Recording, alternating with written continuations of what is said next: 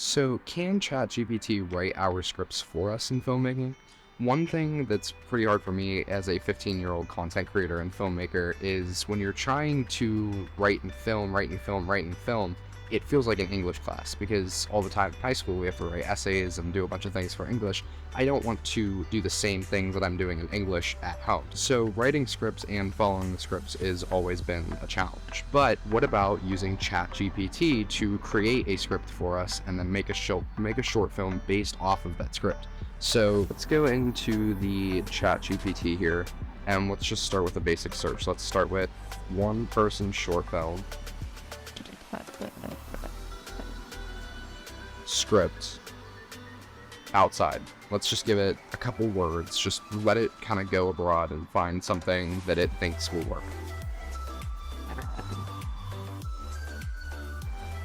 Okay, so this is interesting. So this is a very basic, just short script that'll probably last 1, maybe 2 minutes of runtime, but I like this. Okay, so let's copy just everything from here and let's just paste it into a Word document. Okay, now we shall print and then start.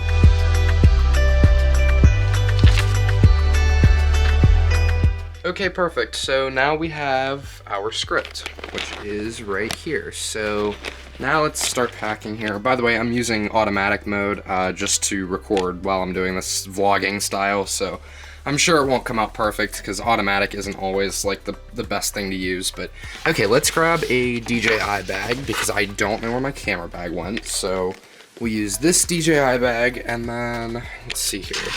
I don't think we'll need light because it is pretty light outside. I wanted to do this before we start losing daylight here, so we still got another probably half hour at least. I want to start with the outside shots rather than the inside shots because I can get the inside shots at any time, but then the outside shots, they kind of have to be done first before we lose too much daylight.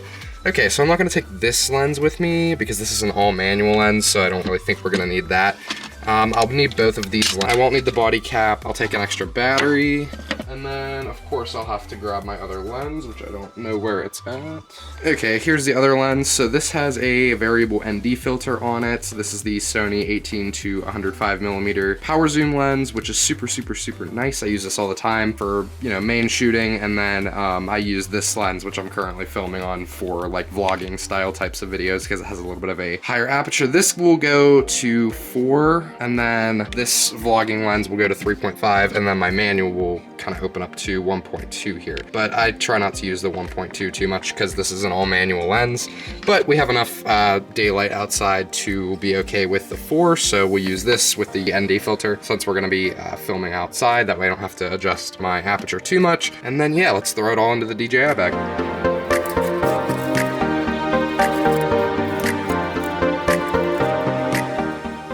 Okay, so I used a crappy, horrible highlighter. I did a horrible highlighting job, and then I highlighted all the scenes that we're gonna need to shoot outside, which I'll set there for now. And then I also decided to pack my drone last minute. Figured that there's one shot in here where I could actually use the drone. So I'm gonna take it with me just in case, but if I don't use it, oh well. Okay, now this is gonna be a lot of bags.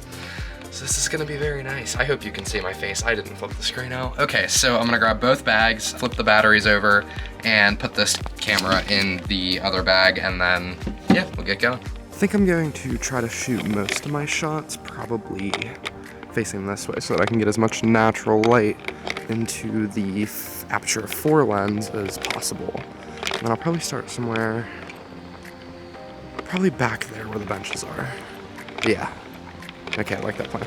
Okay, so I've settled on this spot. This is what we're gonna use for our bench shot. And then I had the option of over here, but it was kind of muddy, and it was between 2 trees, but I kind of like this one, it's kind of plain. All right, so for the first shot, we see Joe in his late 20s walking alone in the park. So in this shot, I kind of want to have the sky look. So I'm gonna shoot it from here, going down that way. And then we'll just see how that turns out. And if it's too dark, then I'll reshoot it going the other way. Okay, off topic, but I just realized how cool this shot would look if we had a teenager or an adult and a kid playing. I don't know, the coloring just is like perfect. It would have to be more of like a depressing look, I don't know. Anyway, okay, so I finished shot number 1. I didn't get behind the scenes footage of it, but then, okay, Joe sits down on a bench and looks up at the sky, so I'm gonna use that bench right there.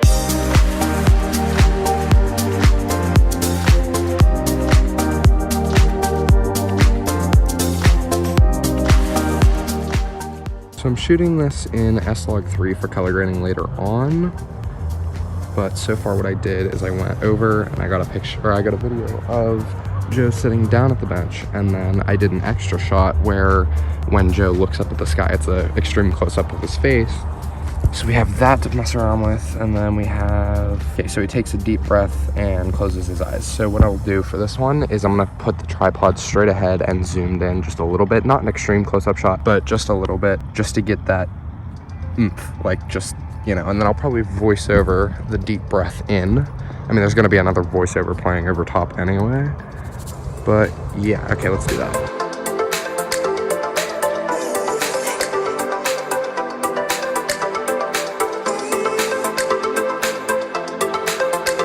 So I don't exactly have the option to have the sun beat down on me as the main character because, well, yeah, that's self-explanatory. So, okay, so I took a few extra shots, just a few more close-ups, just to kind of add some character into the story. Okay, so now he's just gonna continue his walk throughout the park. Okay, and then the camera follows him. So that's gonna be kind of hard to do. I can do a little bit of Premiere magic and mess with keyframes and scaling to make it sort of look like it a little bit. There might be a way I can add like a handheld shake, like a cinematic handheld shake in Premiere, but that will have to be done later in editing, so I'll have to do a little bit of research on that. Okay, so this can just be like basic shot. Let's just do a camera shot here, kind of zoomed in a little bit. Yeah, okay, and then I'll just kind of walk, and then I'll be zoomed out far enough to make sure that I can still mess with some scaling techniques in Premiere. Okay, let's also check our camera battery, because I think we're getting low. It wasn't full whenever I left. Oh, well, it's dead. Also, the cold isn't helping this poor little battery. It's like 43 some degrees. 39, I stand corrected. I'm gonna take this off, replace the battery with another one. Hopefully it's charged. I think it has like 50 or 60%. I don't remember where I put it, but I put it somewhere. It's in, wish my camera would start autofocusing. Yeah, it is. Okay. Well, hopefully this one's charged up enough. I haven't charged them in a little bit, and then I'm gonna flip it and retry it.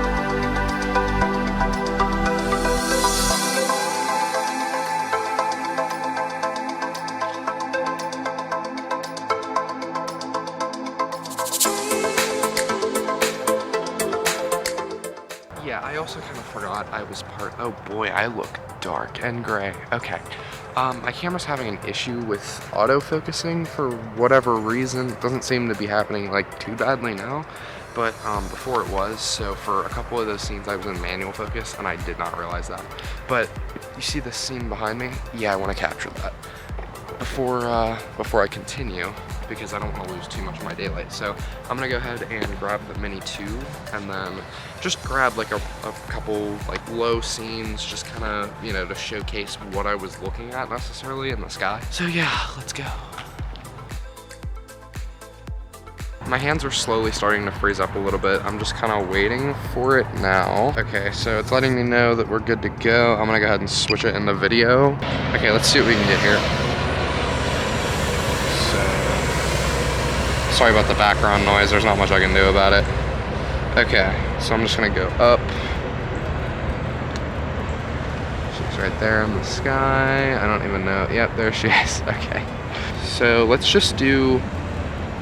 come back down a little bit. Let's just do like this nice, slow, and cinematic shot here. It's a little overexposed up here. I can try to turn down my exposure a little bit. It makes it a little bit better. And I've switched it in the cinematic mode, so I'm gonna just kind of go back, maybe a little bit faster. Trying not to hit this tree. I want it to look realistic, like as if you were actually walking down. And then I'm gonna get a couple shots that are higher up as well. Okay, I'm on my way back now. And I have everything. I hope I have everything at least. I wish this camera would stop turning the shutter speed up so high to try to like compensate for there being no light, because look how laggy it makes it. Although I don't know if it'll actually show up like that. I think it will. But anyway, sorry for the laggy video if it is showing up. But, so a couple of things I wish were different about this. Well, temperature, that made it take forever. It being only like 30 some degrees out killed the one camera battery, killed the phone battery faster. You can't work with cameras with really numb hands. So that's that. But anyway, we're gonna go back and start editing. And I'm gonna have to sort through to see which clips are which, because I have so many from so many different cameras, but we'll figure it out once we get there. Okay, we are back inside now, and first thing I'm gonna do is an inventory check, just make sure I have absolutely everything, because I don't wanna have it where I left something there and then like it's morning and then I'm like trying to find it, hoping that it, you know, didn't get lost or the wind blew something or, you know.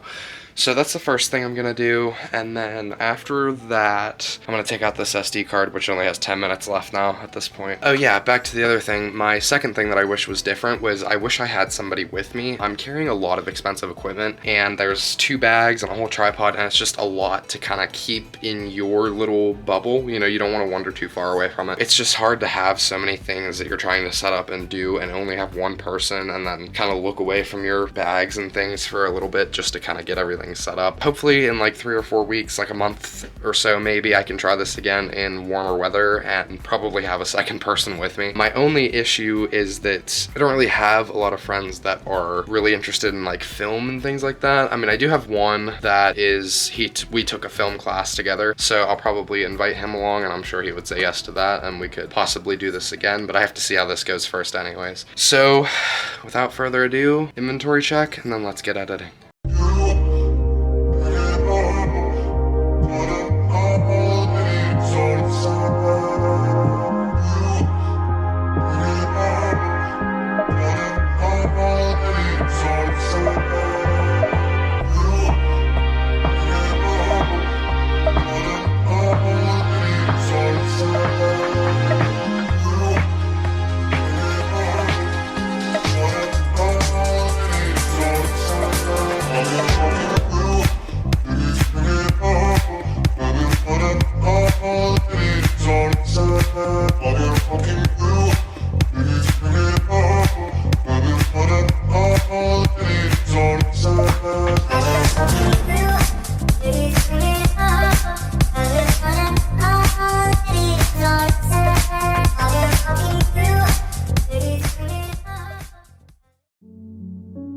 Sometimes, I like to escape the noise and chaos of the city and come here to this park. It's a beautiful place where I can reflect and clear my thoughts. Being alone can be scary and lonely at times, but it's also an opportunity to get to know yourself better, to listen to your own thoughts and feelings without any distractions. I've learned that the best way to handle loneliness is to embrace it, to enjoy the quiet and the stillness, and to know that in this moment, you are exactly where you need to be. And even though I'm walking alone, I don't feel lonely. I'm surrounded by nature and beauty, and that's enough for me. Okay, so after successfully completing that entire video, unfortunately it was a huge disappointment. The short film got really noisy, so I later found out I was shooting in a new mode that I had never tried before, S-Log 3, using some LUTs that my friend had sent over, and I did not properly expose it. I accidentally had my ND filter on, which I entirely forgot about, and that made it a lot darker, and the sunset really just wasn't enough light for it. Now, if I would have took off my ND filter, it probably would have been a little bit better, but I definitely plan to do this in the future a second time with a friend at a different location with a different script, and I'll definitely be way more prepared next time than I was this time. But thank you all for joining, and I'll see you in the next one.